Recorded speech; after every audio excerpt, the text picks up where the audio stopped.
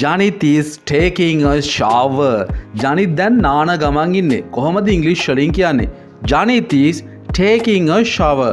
Take a shower කියලා කියන්නේ අපි නානවට. ඉතින් ඉංග්‍රීසි වලින් දැන් Janith නාමින් ඉන්නේ කියලා කියන්නේ Janith is taking a shower. Ashen is shaving with shaving cream and a safety razor.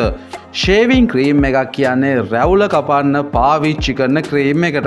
දැන් ඔයාලට මේ ඡායාරූපෙන් පේන ෂේවිං ක්‍රීම් එකක්. ඒ වගේම සේෆ්ටි රේසර් එකක් කියන්නේ මෙන්න මේකට රැවුල කපන්න අපි පාවිච්චි කරන රේසර් එකට.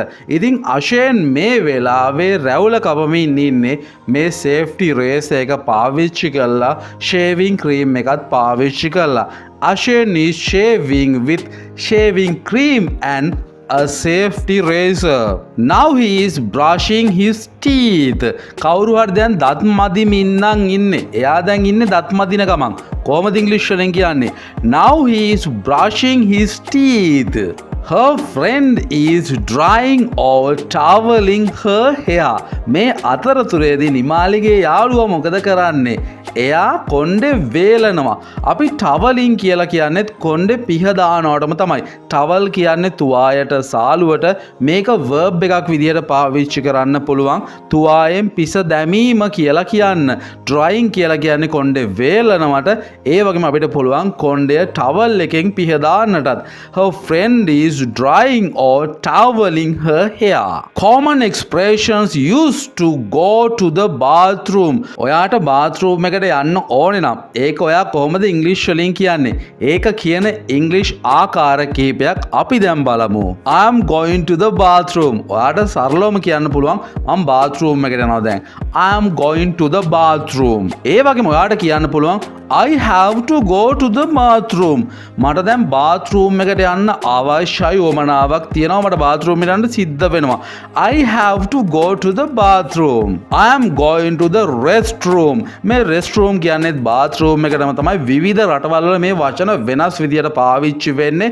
ඉතින් අපිට ඒකේ සූක්ෂම වෙනස්කම මෙතෙන්ද ඉගෙන ගන්න අවශ්‍ය නැහැ. bathroom එකටම තමයි මෙතන restroom කියලාත් කියන්නේ. I am going to the restroom කියලාත් කියන්න පුළුවන්. ඒ වගේම ඔයාලට මේක ප්‍රශ්නයක් විදියට අහන්නත් පුළුවන්. May I use your bathroom or restroom? මට පුළුවන් ද වාගේ bathroom එක පාවිච්චි කරන්න. මට bathroom එකට යන්න ඕනේ. ඉතින් ඔයාලට ටිකක් polite විදියට ආචාරශීලී විදියට අහන්න ඕන නම් ඔයාට අහන්න පුළුවන් May I use your bathroom? මං වාගේ bathroom එක පාවිච්චි කළාට කමක් නැද්ද? ඒ වගේම ඔයාට කාගෙන් හරි අහන්න ඕන නම් ඔයාට දැන් bathroom එකට යන්න ඕනේද? හිතන්නකෝ ඔයා ගෙදරට කවුරු හරි යාළුවෙක් ඇවිල්ලා ඉන්නවා කියලා. එයා කලින් ආපු යාළුවෙක් නෙමෙයි අලුතෙන්ම තමයි එන්නේ. ඉතින් එයාගෙන් ඔයාට අහන්න පුළුවන් ඔයාට bathroom එකට යන ඕනකමක් තියනවද? Do you need to use the bathroom or restroom? ඔයාට bathroom එකට යන්න ඕනේද? Do you need to use the bathroom or restroom? ඒ වගේම ඔයාට අහන්න පුළුවන් කොහෙද bathroom එක තියෙන්නේ? Where are the restrooms? කොහෙද restrooms ටික නැත්නම් bathrooms ටික තියෙන්නේ? Where are the restrooms? ඒ වගේම ඔයාට අවශ්‍යතාවය කියලාත් මේ bathroom එකට යන එක ගැන කියන්න පුළුවන්. හිතන්නකෝ ඔයාට අත් දෙක හොද ගන්න ඕනේ කියලා. I'd like to wash my hands. ඔයාට ඒ වගේ හේතුවක් කියලාත් bathroom එකට යන එක ගැන කාට හරි ඉංග්‍රීසි වලින් කියන්න පුළුවන්. I'd like to wash my hands. Common expressions used in the bathroom.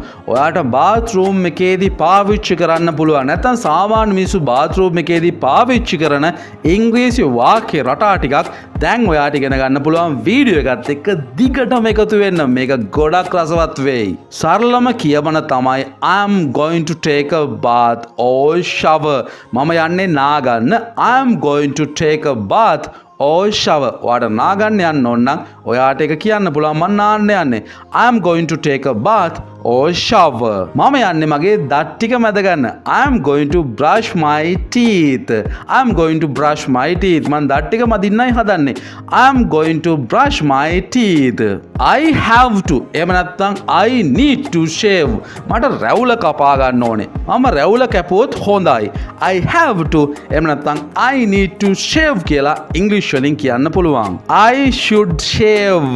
shave කියන්නේ රැවුල කපනවාට කියලා ඔයාලා දන්නවා. මම රැවුල කැපිය මගේ යුතුයමයි මම රැවුල කපන්න ඕනේ.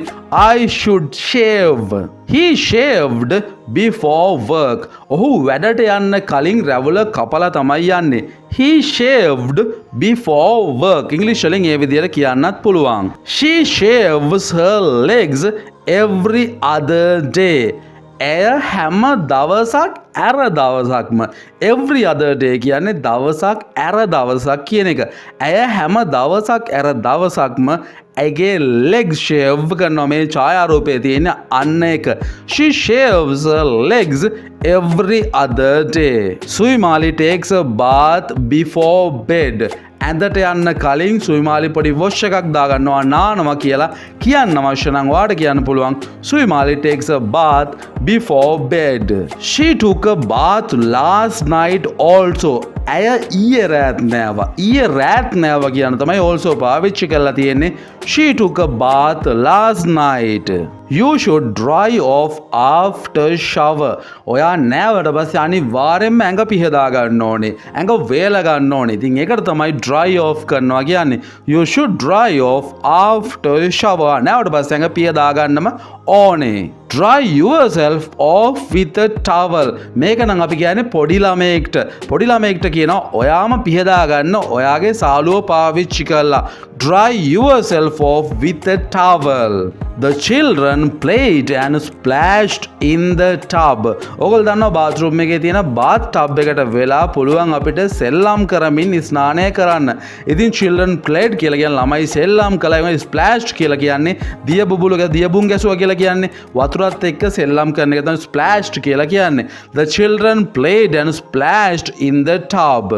He lathered himself then rinsed off the soap. lathered කියලා කියන්නේ සබන් ගානවට. ඔහු සබන් ගාලා ඊට පස්සේ සබන් හොදලා ඇරියා. He lathered himself then rinsed off the soap. He shampooed his hair.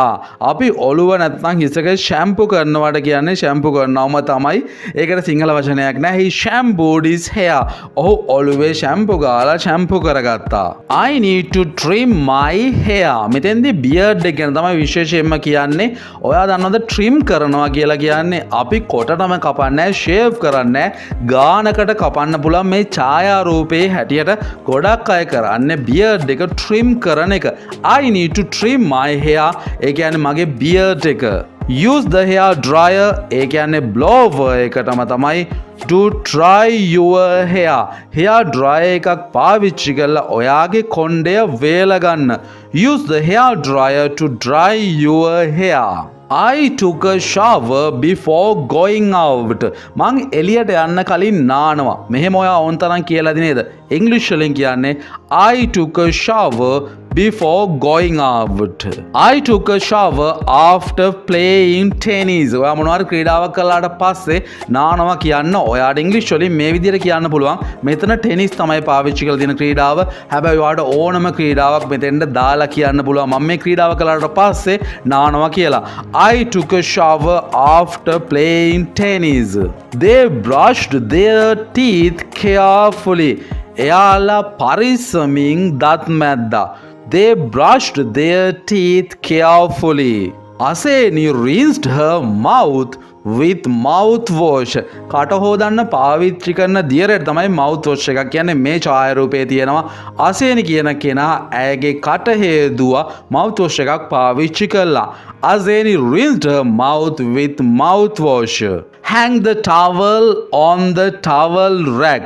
කරුණාකරලා නෑවට පස්සේ towel එක towel rack එකේ එල්ලන්න. Hang the towel on the towel rack. ඉතින් guys මේ වගේ ඔයාගේ ජීවිතයේදී අත්‍යවශ්‍යම කරන ඉංග්‍රීසි වාක්‍ය රටා දැනගන්න අපිව දැම්ම subscribe කරන්න. ඔයගොල්ලෝ මේ වීඩියෝ එකට like එකක් දාගෙන යන්න. ඊළඟ වීඩියෝ එකකින් ඉක්මනින් හමු වෙමු.